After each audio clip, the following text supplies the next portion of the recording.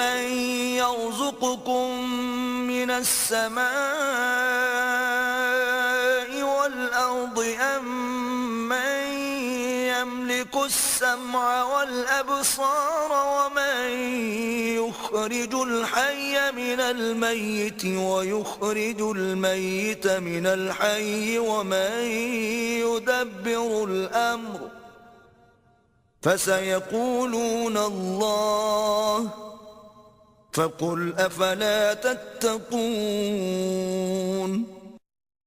آپ ان سے فرما دیجئے تمہیں آسمان اور زمین یعنی اوپر اور نیچے سے رزق کون دیتا ہے، یا تمہارے کان اور آنکھوں یعنی سماعت و بصارت کا مالک کون ہے، اور زندہ کو مردہ یعنی جاندار کو بے جان سے کون نکالتا ہے، اور مردہ کو زندہ یعنی بے جان کو جاندار سے کون نکالتا ہے، اور نظام ہائے کائنات کی تدبیر کون فرماتا ہے، سو وہ کہہ اٹھیں گے کہ اللہ۔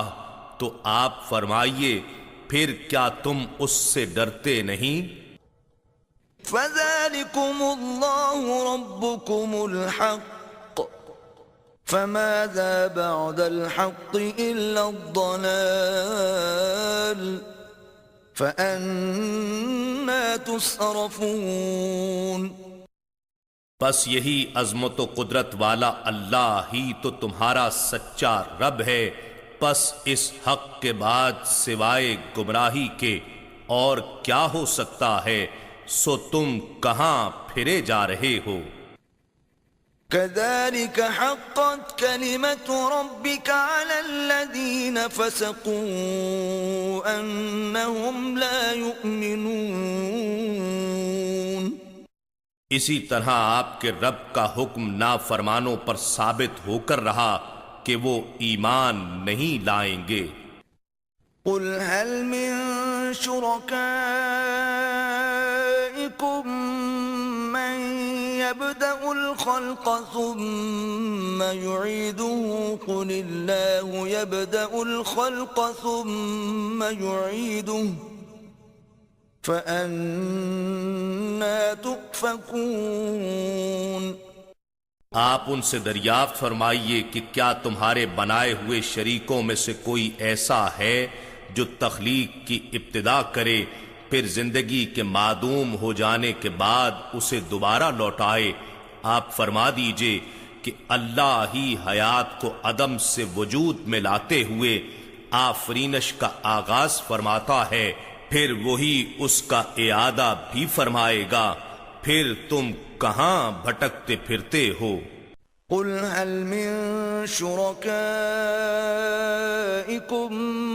من يهدي إلى الحق قل الله يهدي للحق أفمن يهدي إلى الحق أحق أن يتبع أم من لا يهدي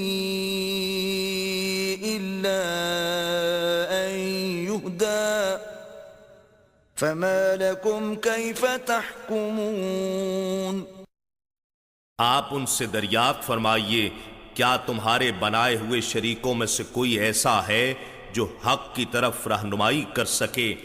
آپ فرما دیجئے کہ اللہ ہی دین حق کی ہدایت فرماتا ہے، تو کیا جو کوئی حق کی طرف ہدایت کرے وہ زیادہ حقدار ہے کہ اس کی فرما برداری کی جائے، یا وہ جو خود ہی راستہ نہیں پاتا مگر یہ کہ اسے راستہ دکھایا جائے، یعنی اسے اٹھا کر ایک جگہ سے دوسری جگہ پہنچایا جائے، جیسے کفار اپنے بتوں کو حسب ضرورت اٹھا کر لے جاتے، سو تمہیں کیا ہو گیا ہے؟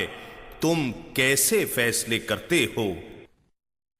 وما يتبع أكثرهم إلا ظنا إن الظن لا يغني من الحق شيئا إن الله عليم بما يفعلون۔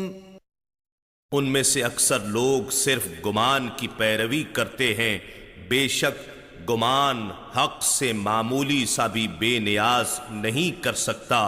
یقیناً اللہ خوب جانتا ہے جو کچھ وہ کرتے ہیں۔ وما كان هذا القرآن أن يفترى من دون الله ولكن تصديق الذي بين يديه وتفصيل الكتاب لا ريب فيه من رب العالمين۔ یہ قرآن ایسا نہیں ہے کہ اسے اللہ کی وحی کے بغیر گھڑ لیا گیا ہو، لیکن یہ ان کتابوں کی تصدیق کرنے والا ہے جو اس سے پہلے نازل ہو چکی ہیں، اور جو کچھ اللہ نے لوح میں یا احکام شریعت میں لکھا ہے اس کی تفصیل ہے۔ اس کی حقانیت میں ذرا بھی شک نہیں، یہ تمام جہانوں کے رب کی طرف سے ہے۔ ام يقولون افتراه قل فأتوا بسورة مثله وادعوا من استطعتم من دون الله إن كنتم صادقين۔ کیا وہ کہتے ہیں کہ اسے رسول صلی اللہ علیہ وآلہ وسلم نے خود گڑھ لیا ہے؟ آپ فرما دیجئے پھر تم اس کی مثل کوئی ایک صورت لے آؤ، اور اپنی مدد کے لیے اللہ کے سوا جنہیں تم بلا سکتے ہو بلا لو اگر تم سچے ہو۔ بل كذبوا بما لم يحيطوا بعلمه ولما يأتهم تأويله كذلك كذب الذين من قبلهم فانظر كيف كان عاقبة الظالمين۔ بلکہ یہ اس کلام الہی کو جھٹلا رہے ہیں جس کے علم کا وہ احاطہ بھی نہیں کر سکے تھے، اور ابھی اس کی حقیقت بھی ان کے سامنے کھل کر نہ آئی تھی۔ اسی طرح ان لوگوں نے بھی حق کو جھٹلایا تھا جو ان سے پہلے ہو گزرے ہیں، سو آپ دیکھیں کہ ظالموں کا انجام کیسا ہوا۔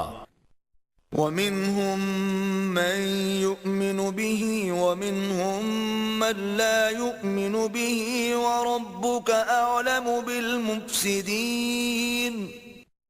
ان میں سے کوئی تو اس پر ایمان لائے گا اور انہی میں سے کوئی اس پر ایمان نہ لائے گا، اور آپ کا رب فساد انگیزی کرنے والوں کو خوب جانتا ہے۔